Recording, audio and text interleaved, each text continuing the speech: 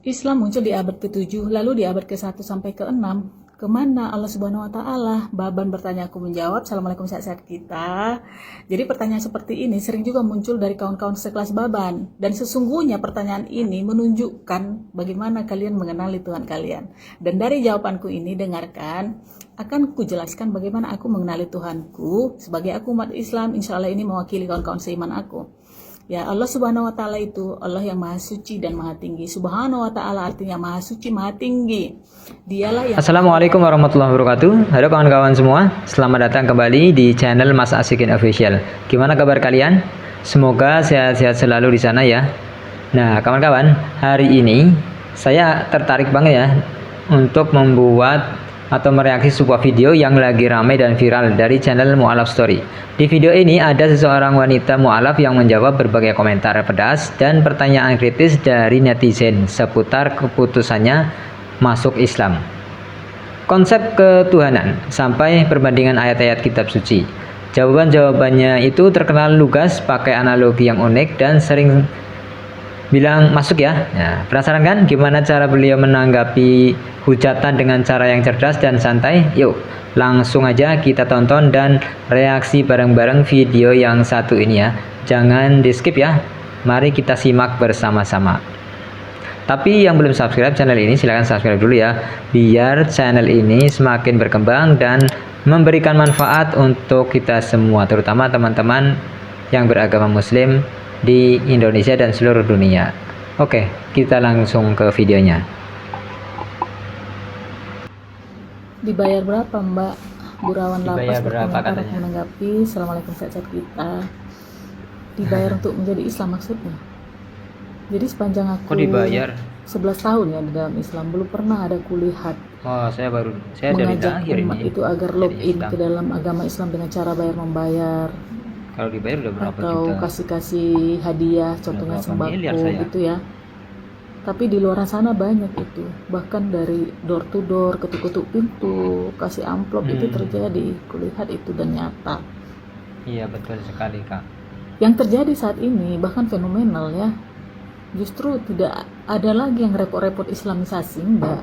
Orang-orang sudah pada mencari sendiri kebenaran dan login Iya. dari hati mereka sendiri tanpa ada siar-siar yang khusus seperti misionaris. Iya loh, itu nyata. Kalau aku sendiri ya bayarannya sangat mahal lah, Bayarannya luar surga biasa. langsung ya Kak. Bahagia dunia dan akhirat, Masya insya Allah Allah. ya. Terima kasih, sehat-sehat di sana. Oke, lanjut video yang kedua.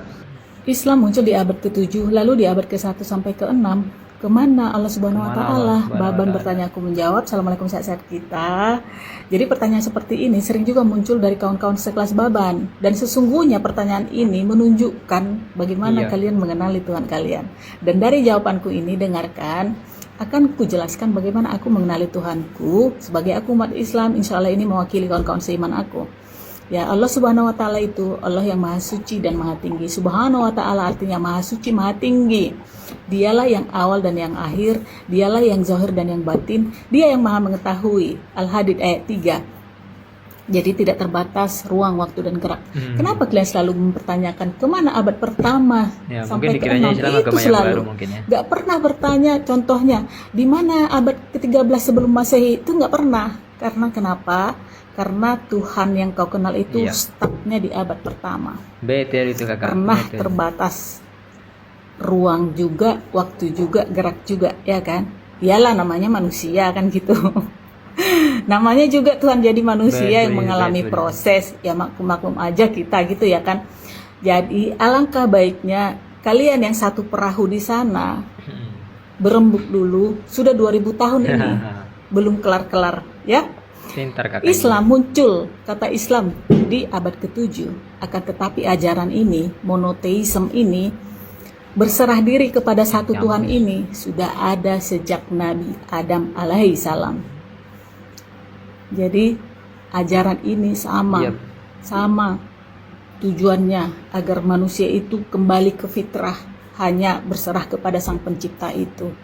Mau dari Nabi Muhammad, terus naik ke Nabi Isa atau Yesus, ke Nabi Musa, ke Nabi Daud, ke Nabi Salomo, ke Betul Nabi itu, semua, Kakak, betul. ke Nabi Sulaiman yang kita Abraham udah seterusnya sama. Jangan menyembah sesembahan yang lain. Ya. Coba yang aku bilang tadi, sudah 2000 tahun loh, ya. Belum bisa lihat satu perahu, satu nakoda. Masuk Oke, ya. lanjut video yang Terima ketiga ya. kasih. Ngeri pembalasan Tuhan Yesus. Bertobat kamu, Cik Puan. Assalamualaikum sahabat kita. Aku tanggapin ini. Bertobat kenapa?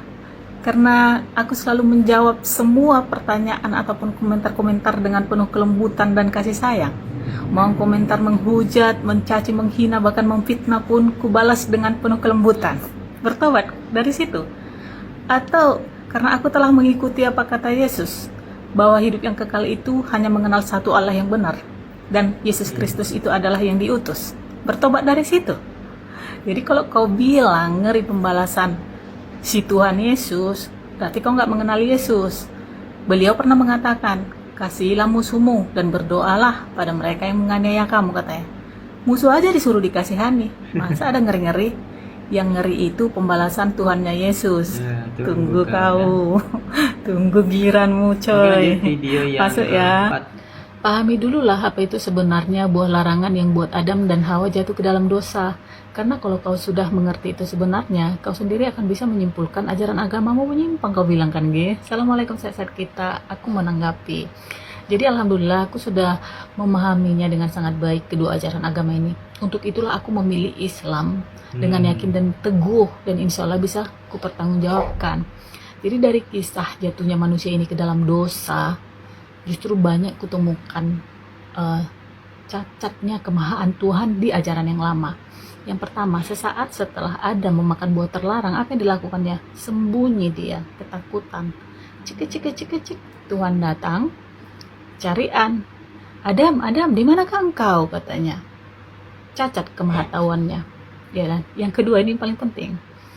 Jatuhnya Adam ini ke dosa dikait-kaitkan nanti dengan kematian Yesus di kayu salib. Timbul lagi cacat yang baru, cacat kemahadilannya. Kenapakah dosa si A harus dipertanggungjawabkan oleh si Y? Itu dia, masuk ya. Ih, longor kali kau, kata orang nanti. Dosa ini masuk di situ adalah kematian, karena dosa itu adalah maut. Upah dosa ialah maut, kata si Paulus. Tahu aku cinta. Timbul lagi, Dan justru karena di sini pemikiran manusia soalnya, timbul guys, ya. lagi cacatnya. Jadi Kok kita kurang itu pas kita settingannya ya, pakai gitu. pemikiran manusia. Dengan penghukumankah manusia ini maka mati? Nah, di dalam Al-Quran aku temukan kebenaran yang sejati. Ya, apa yang kita lihat di kisah ini? Sesaat setelah Adam memakan buah terlarang, Iya. dia datang bertobat. Nah, ini perlu dicontoh, ya kan? Betul, Bukan betul. bersembunyi. Dia datang bertobat, minta ampun di Al-Baqarah 37 itu, dan dosanya diampuni. Karena memang Allah itu Maha Pengampun, ya kan? Masa menciptakan dari yang tidak ada menjadi ada? Bisa mengampuni harus pakai korban tusuk menusuk, ya kan, coy? Iya. Nah, kemudian tentang kematian. Kematian itu milik Allah, kehidupan itu Allah yang ngatur. Manusia semua yang bernyawa Betul sekali, pasti Kak. akan mengalami kematian karena sudah pas settingannya Masuk. oleh Allah Subhanahu wa taala. Oke, lanjut video yang Masuk ya. kelima. Terima kasih. Udahlah, nggak usah membanding-bandingkan, jalanilah hidupmu. Berta, assalamualaikum sahabat kita, aku tanggapin ini. Terima kasih Nemburu. Ya sambil-sambil lah ya kan, sambil menjalani hidup, terus belajar, harus dibanding-bandingkan. Kalau nggak kubanding-bandingkan, ya tetaplah aku tapir atau malah Oke, kembali lanjut. jadi Aduh, tapir. sebenarnya udah ngantuk banget ya, guys. Karena udah Sehat-sehat di jam setengah sana. 2 malam, Terima guys. kasih. Tapi nggak apa-apa ya. Buat Mau kalian nanya Mbak, kita kalau lanjutkan Muhammad lagi ya, dapat guys. wahyu di Gua Videonya Hiro yang itu, keenam. Gua Hiro yang saksi siapa Mbak? Tolong jawab. Oris Fitnah, assalamualaikum sahabat kita, aku menjawab ya. Jadi yang didapat wahyu kan? Ya wahyu ya yang didapat, bukan sertifikat tanah yang harus butuh saksi. Tahu wahyu kan? Iya, petunjuk dari Tuhan, firman Tuhan. Kalau petunjuk dari opung dolimu, tadi opung doli kita, bukan wahyu namanya. Wasiat ya kan? Jadi jangan ketika bicara tentang Al-Quran, bicara tentang Nabi Muhammad, langsung keluarga serombongan minta saksi. Mana saksi? Mana saksi? Nyari-nyari saksi kalian. Artinya cak, kau putar balik dulu coy. Putar balik dulu kalian sekeluarga. kalian toleh dulu, kalian telisik dulu, kalian tatap pandangi dulu Bible, kitab suci kalian itu. Apakah nabi-nabi ataupun tokoh-tokoh penting di situ ketika menerima petunjuk dari Tuhan ataupun firman Tuhan ada saksinya? Mana ada? Contoh aja ya, di buku pertama, kitab pertama Biblemu, tulisan Musa ada 5 kitab, Kejadian, Keluaran, Imamat, Bilangan, Ulangan. Beliau bisa menuliskan tentang penciptaan, menuliskan tentang Nabi Abraham, Nabi Nuh yang jauh terpaut waktunya dari beliau. Kok bisa beliau menuliskan itu? Karena dapat petunjuk. Mana saksinya? Gak ada saksinya. Ya, bahkan yang paling gongnya lagi, Nabi Musa bisa menuliskan Tuhan berfirman dalam hatinya. Ada kan di Kejadian 8? Berfirmanlah Tuhan dalam hatinya. Dituliskan Musa demikian. Kau pikirkan dulu itu. Apa katanya? Takkan lagi kamu mengutuk bumi, kata Tuhan. Setelah Tuhan mencium aroma harum persembahan. 11-12. Dengan siapa itu? Manggut-manggut setelah menerima kan persembahan. Oke.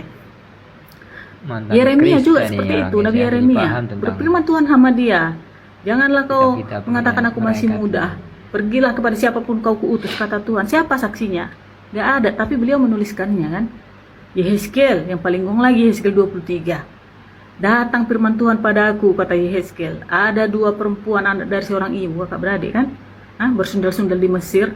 Yang difirmankan Tuhannya di situ tentang susu-susu pula, tentang dada-dada keperawanan yang dijamah-jamah, tentang jakar-jakar, ada aja.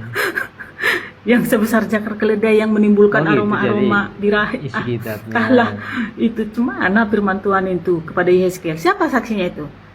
Gak ada, tapi Yehezkiel menuliskan demikian, coy. Nah, Maria lagi didatangi malaikat Gabriel. Siapa saksinya? Gak ada saksinya, tetapi yang gongnya Lukas menuliskan itu. Apakah Lukas pernah ketemu dengan Maria? Mana pernah, jangankan sama Maria, anaknya sama Yesus aja pun gak pernah ketemu. Tapi dia menuliskan itu semua. Siapa saksinya? Siapa yang menceritakan kepada Lukas itu semua? Mana ketehe. Betul, masuk sekali. Ya, jadi itu maksudnya ya, ngaca sedikit. Video yang ke-7. Masuk ya? Masuk. Terima kasih siap-siap di sana. Bisa diserupakan, Yesus nggak pernah diserupakan. Kalau Tuhan sanggup menciptakan alam semesta, masa menyerupakan satu wajah saja dianggap mustahil? Yang dipermasalahkan itu bukan kemampuan Allah, tapi mau atau tidaknya Allah. Di dalam Bible sendiri, banyak orang tidak mengenal Yesus setelah peristiwa penyaliban. Lukas 24:16, mata mereka dicegat sehingga mereka tidak mengenal dia. Yohanes 20:14, Maria Magdalena melihat Yesus tapi dikira tukang kebun. Markus 16:12, Yesus menampakkan diri dalam rupa lain. Kalau menurut Bible saja Allah bisa membuat orang tidak mengenali Yesus atau Yesus itu tampak dalam rupa lain, mengapa menyerupakan seseorang itu dianggap tidak mungkin? Dalam Islam, yang diserupakan bukan berarti Yesus itu berubah menjadi orang lain, tetapi Allah membuat orang lain wajahnya seperti Yesus agar rencana penyaliban terhadap Nabi Isa itu tidak berhasil. Itu ada dalam surah An-Nisa, tetapi yang mereka bunuh itu diserupakan bagi mereka. Intinya Allah ini memuliakan Nabi Isa dengan menyelamatkan dia. Analoginya kayak gini, kalau misalnya kamera CCTV buram, lalu orang salah mengenali pelaku, apakah itu mustahil? Tidak, apalagi jika Allah yang Maha Kuasa lah yang menghendaki suatu peristiwa itu terjadi. Kamu mengatakan bahwa Yesus itu tidak pernah diserupakan. Itu harus ada buktinya, jangan asal omong doang. Sedangkan Islam mengajarkan bahwa Allah memang menyelamatkan Nabi Isa dengan menjadikan peristiwa itu tampak beda bagi pelaku. Jika Allah mampu menciptakan manusia dari ketiadaan menjadi ada, tentu menyerupakan seseorang bukanlah sesuatu yang mustahil. Jadi sadar. Gak ngerti Anda arti Tuhan, guys, miring rob. Yesus datang menebus dosa. Kalaupun ada menuhankan, sah-sah aja. Kalau ada batu bisa hapus dosa sehabis-habisnya, wajar dituhankan, itu sah-sah aja, Brando. Assalamualaikum, saat kita kutanggapin ini. Itu bagi Anda yang di grey area, Brando. Area abu-abu, hitam tidak, putih tidak, mengambang kagak jelas. Satu perahu nyetian banyak kali nakodanya. Nahoda A mengarahkan ke barat, B ke timur, nahoda C ke selatan, D ke utara, dan lain sebagainya. Kira-kira penumpang di sini selamat nggak sampai tujuan? Mana ketehe, mana mukmin, ya kan? Karena buku panduannya nggak jelas. Jadi kenapa demikian? Karena buku panduannya, coy. Buku panduannya ini nggak jelas, dia. Ada yang bilang begini, ada yang bilang begitu. Untuk satu objek berbeda-beda. Nah, sehingga memposisikan Yesus ini Tidak bisa sebahasa kan gitu. Jadi kalau Tuhanmu jadi manusia, Tuhan kami jadi batu. Oh tidak, ya, big no. Kami menolak Tuhan jadi-jadian. Dan tidak ada istilah tebus-menebus. Ketika Yesus menebus dosa kepada siapa? Berarti yang menerima tebusan ini lebih kuat daripada si Yesus. Itu logikanya, ya kan? Bagi keyakinan Betul, kami, Hani. satu-satunya Maha Pengampun itu adalah Tuhan. Allah Subhanahu wa Ta'ala, yang Maha Suci, Maha Tinggi. Siapa dia yang menciptakan Yesus, yang menciptakan batu? Ya, di Az-Zumar ayat 53. Jadi algoritma kami absolut dalam bertuhan. Kami kenali Tuhan kami dengan sangat jelas. Qul huwallahu ahad, Allahu somad, lam yalid wa lam yulad wa lam yakul lahu kufuwan ahad. Dialah yang Maha Esa, bukan ketiganya yang Esa. Tempat meminta segalanya, bukan malah yang meminta agar cawan dilalukan darinya. Betul. Tidak beranak dan tidak diperanakan, dan tidak ada yang setara dengannya. Tidak berambut Masuk. gondrong, Thank bersandal you. karfil ataupun lekermen. Masuk. Masuk. Thank you. Siap-siap di sana.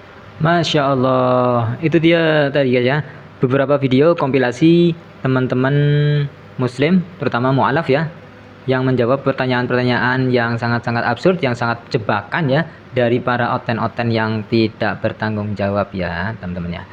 Mereka itu cerdas. Kenapa cerdas? Karena mereka pernah menjadi seorang di luar Islam ataupun apa namanya, di agama yang lalu ya, Kristen lah ya. Akhirnya mereka itu menemukan kebenaran di dalam Islam, begitu teman-teman ya.